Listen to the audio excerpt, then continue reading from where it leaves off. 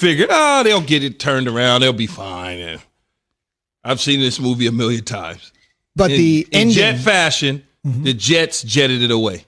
But the ending may be a little bit different. You've seen this movie 1,000 times before. Pats rally to win, buck the odds, whatever small amount of doubters there have been over the years, they get stymied. The group is much larger now. But do you fellas still think they're a playoff team despite this win that took all of the 60 minutes to get? I do. I absolutely do. They're going to be on the back end of that, though, right? They're going to be that 7th, 8th, 9th, fighting to get to the 7th type situation. And in the end, they're still a playoff team to me. Here, look, go back a week ago. Cam Newton played fine, fumbles in the end.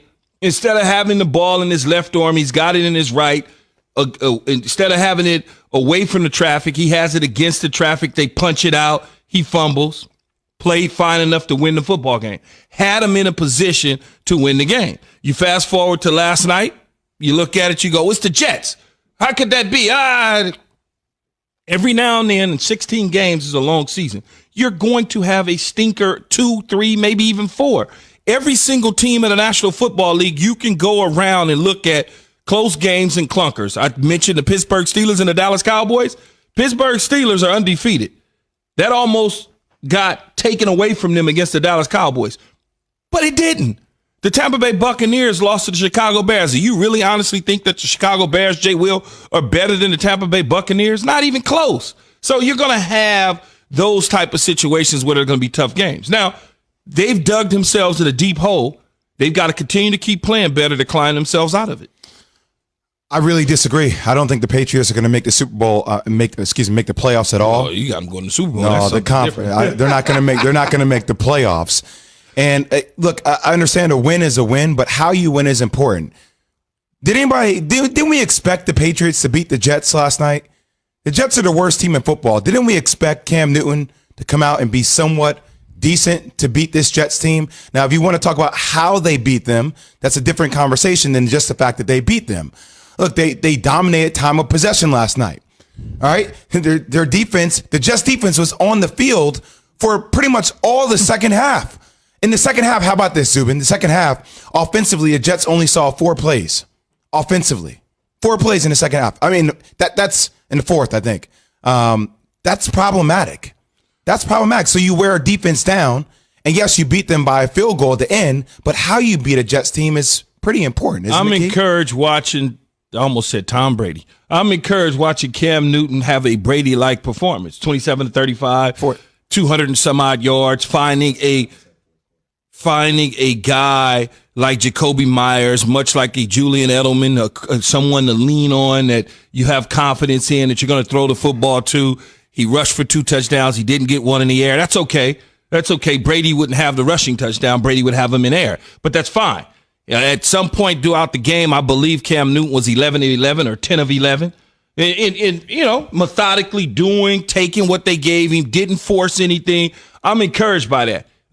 Since coming back from COVID, he seems like he's getting a little bit better. And I go back to the New England Patriot Buffalo Bill game last week. It looked like Cam Newton had gotten better, even though they lost the football game. And then he picks up where he kind of left off from the Bills against the Jets last night. And again, I'll say it again.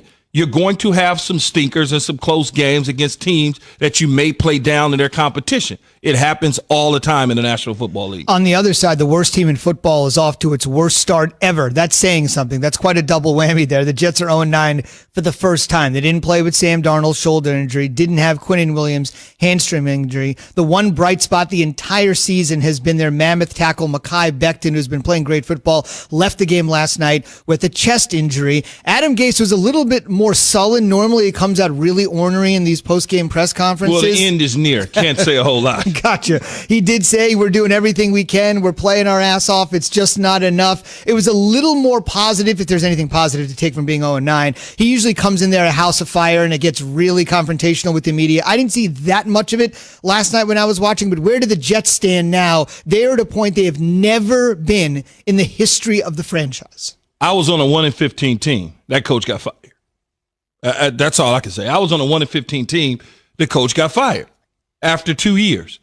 And so when you look at it, I would think that Joe Douglas and Mr. Johnson, Christopher Johnson, who took over for his brother Woody to run the organization, have some thinking to do. And it shouldn't be long. It shouldn't be long. I thought he was part of the solution, though, not the problem, when we're referring to Adam Gase. So this is like what I said about sometimes when executives get up to a podium and they say certain things, yeah, you take it for face value, but we all know what's coming with Adam Gase. Everybody feels it every time we watch a game, and you can't win these games, don't you, Key? Well, yeah.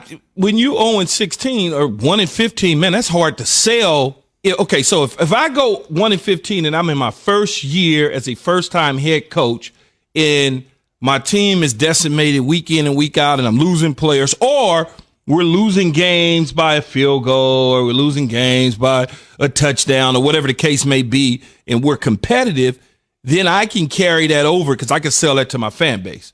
But when I've already got a coach who's been fired from Miami, who's brought here, and my quarterback that we drafted the third pick 3 years ago is regressing and not progressing, then I got to look at that and say to myself, I can't hold on to this. And that's okay. And that's okay for them to wait to the end of the year to make a decision on what they're going to do. That's fine. That's fine. I don't care if they fire him now or at the end of the season. Or I don't even want to call it fire. Parting ways with their coach at the end of the year right now. The Jets aren't going anywhere, so it doesn't really matter. Well, that's why I go back to what we were talking about last week when Joe Douglas was talking about, hey, our quarterback, Sam Darnold, he's our future, as it relates to Adam Gase. Hey, look, he's part of the solution, not part of the problem. I hear everything you're saying, Joe Douglas. I understand this is you and a Mr. Johnson issue that you're going to work on collaboratively. But in the day, you're sitting up here telling me something right now. All this will change. It could change in time. And like I said before, Trevor Lawrence and company, if they find a way to win a national championship, and people are talking about him being a generational quarterback, and this team goes 0-16, we will be hearing different words from Joe Douglas's mouth in a couple of weeks. It's very interesting that you bring up Trevor Lawrence again, because last night, Mel Kiper Jr. on NFL Countdown said that Trevor Lawrence and Justin Fields are locked neck and neck as far as 1A, 1B, however you want to look at it. And then you have the whole offseason to evaluate what that talent is in terms of the quarterback if the Jets decide, or whoever decides to go in that direction at the quarterback spot. Sam Darnold certainly is making it hard to evaluate him if he's not going to get on the field. The shoulder injury, obviously, a couple weeks ago, coming back and then trying to play on it, and then late this past week making a decision to not go because of the shoulder injury is hard, I'm sure, on Joe Douglas and whoever is helping Joe Douglas evaluate Sam to figure out whether he is the future or not. It can change. But based on what Joe said, I still got to believe that if they think that he may be the answer to them, along with a bunch of help around him. They had all three receivers on the field for the first time last night. Mm-hmm. But guess where Sam was at? He was over here with us. So Joe Flacco looked like Joe Flacco from the Baltimore Ravens with Sam toys. I don't know. Yeah, Perryman looked all right. Their connection is certainly there and good. Again, you mentioned Mel Kiper Jr. He was on the show last week, reiterated to us it was 1A, 1B with Lawrence and Fields. Said the same thing last night on ESPN. And, of course, Mel's counterpart, Todd McShay, will join us this morning at 8:30, so we can kind of get Todd. Frank Caliendo getting it warmed up for all of his impersonations. We'll see if Todd is in, and you love when I say this, Key, we'll see if Todd is in lockstep with Mel to see where he's got Lawrence versus Fields. We're asking you this morning on the Dr. Pepper Twitter feed. I don't think the answer is going to be the Pats or the Jets, but you never know. Who's the biggest threat to the Chiefs in the AFC? Simply put, who's the biggest threat to Mahomes and company? We want to hear from you. Be a part of the Keyshawn, J. Will, and Zubin Nation on the Dr. Pepper Twitter feed. ESPN Nation presented by Dr. Pepper. It's official. College football's back, and so is your favorite Dr. Pepper loving college football town fan.